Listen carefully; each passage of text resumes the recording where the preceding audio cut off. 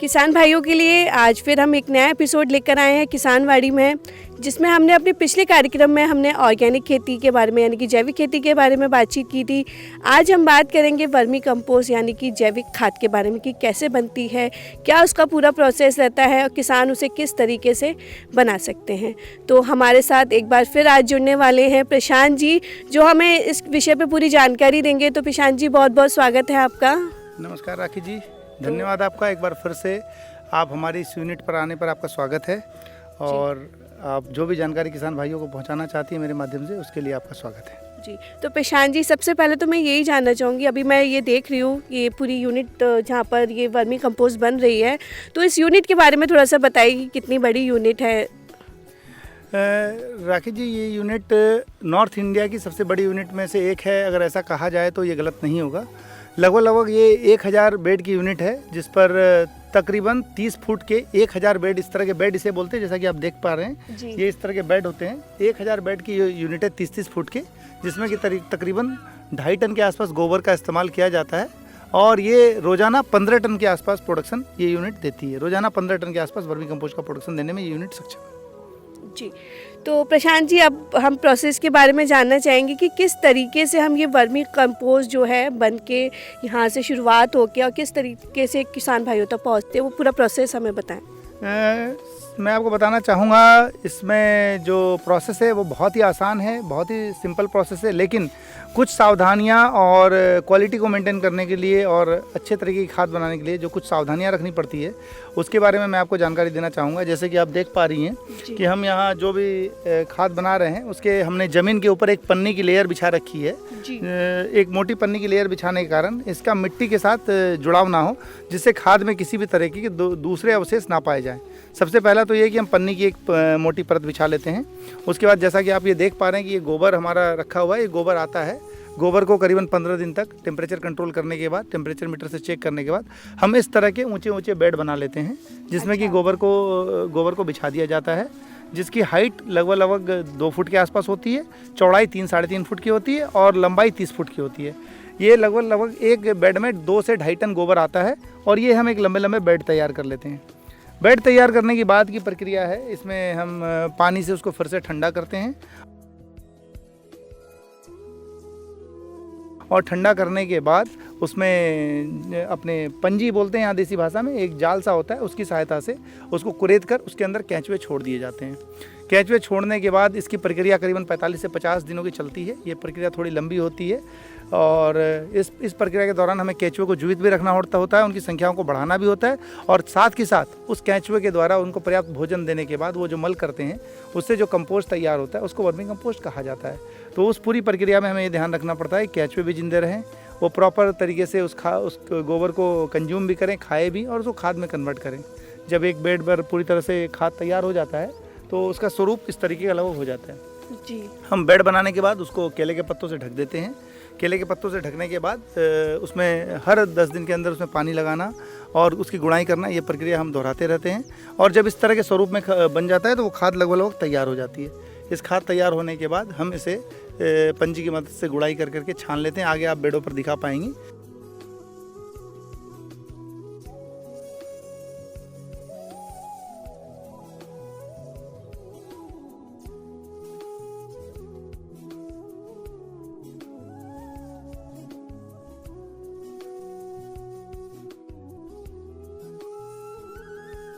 अभी सारी की सारी प्रक्रिया, यहाँ सारी प्रक्रिया चालू है। इस 1000 बेड की यूनिट पर आपको डेली गोबर डलता हुआ भी दिखेगा, नए बेड बनते हुए भी दिखेंगे, साथ के साथ इसमें केंचुआ डलता हुआ भी दिखेगा और साथ के साथ नए खाद उतरती हुई दिखेगी, प्रोसेसिंग भी होती हुई दिखेगी, साथ साथ खाद बनती हुई दिखेगी। आप अपने किसान भाइयों को पूरी यूनिट को सही तरीके से दिखा सकती हैं, जिसमें शुरू से आखिरी तक की प्रक्रिया किस तरीके से हो रही है, जो किसान भाई आसानी से समझ जाएँ इस प्रक्रिया को जी।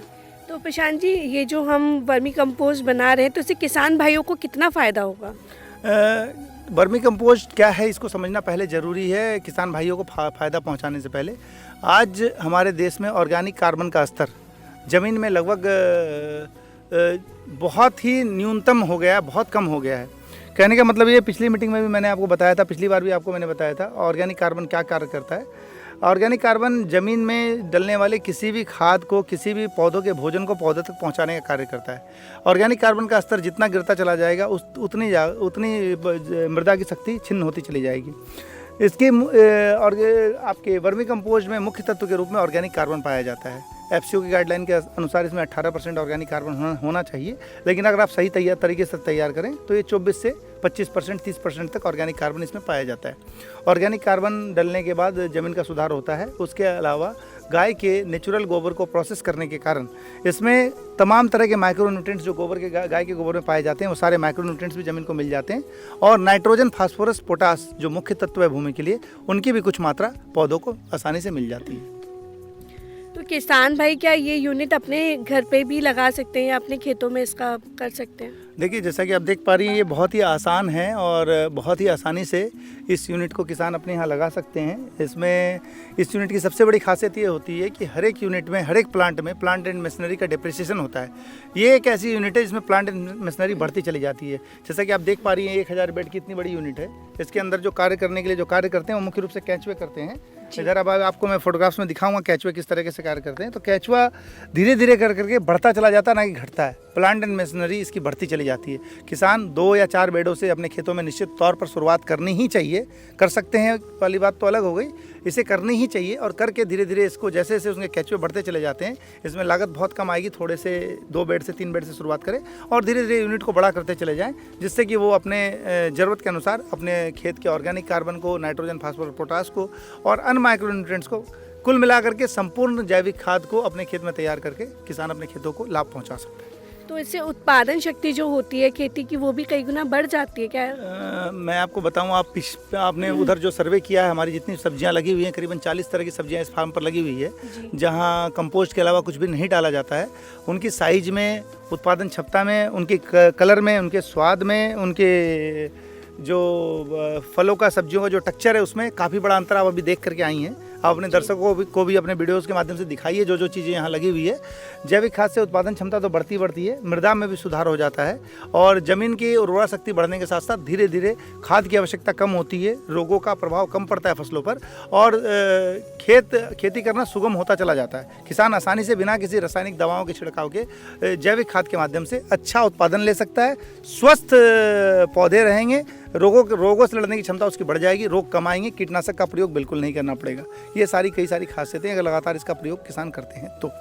जी मैडम, कह सकते हैं कि स्वास्थ्य की दृष्टि से और हर तरीके से इतनी सस्ती है ये, बहुत आसानी से हम इस यूनिट को लगा सकते हैं और कोई इसमें ज़्यादा खर्चा भी नहीं आता है। ये यूनिट को लगाने का खर्चा बिल्कुल भी नहीं है, बहुत छोटा सा खर्चा है। जो भी किसान प्रशिक्षण लेना चाहें, हमारे यहाँ तकनीकी लोग मौजूद है। करीबन 7 लोगों का स्टाफ यहाँ पर जो तकनीकी विशेषज्ञ हैं, जो तकनीकी जानकारी किसानों को देते हैं। उसका किसी भी तरह का चार्ज हम नहीं करते हैं। फ्री ऑफ कॉस्ट जो भी किसान चाहें यहाँ आएँ हमारी यूनिट पर और पूरी तकनीकी जानकारी लें और इस यूनिट को आसानी से लगाएं। और जिस किसान के लिए यूनिट लगाना संभव ना हो, पर्याप्त मात्रा में खाद यहाँ उपलब्ध है।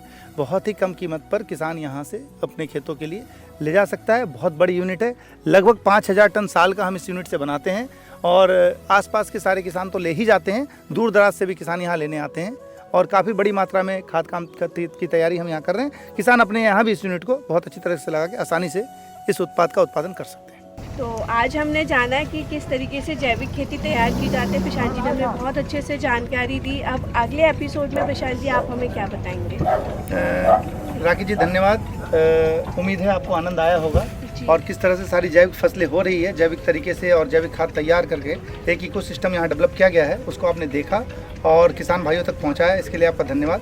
अगले एपिसोड में किसानों की मुख्य ज़रूरत, जिसके बारे में किसान लगातार बात करता आ रहा है, DAP, डाई अमोनियम फास्फेट, जिसके बिना किसान खेती शायद करने की कल्पना नहीं करता है। या हर एक फसल में जो मुख्य रूप से आवश्यक तत्व है DAP, di ammonium phosphate. Di ammonium phosphate organic तरीके से कैसे बनाया जाता है, कैसे तैयार किया जाता है और किसानों को DAP से सस्ता विकल्प, DAP का सब्स्टिट्यूट क्या उपलब्ध है जैविक तरीके से, उस पर चर्चा होगी और उस पर पूरी विस्तृत जानकारी मैं किसान भाइयों के लिए उपलब्ध कराऊंगा, जो आपके चैनल के माध्यम से किसान भाई उसका पूरा लाभ उठा पाएंगे। धन्यवाद राखी जी। बहुत बहुत धन्यवाद प्रशांत जी। तो श्रोता, मिलेंगे हम अपने अगले कार्यक्रम में, तब तक के लिए आप सभी से नमस्कार।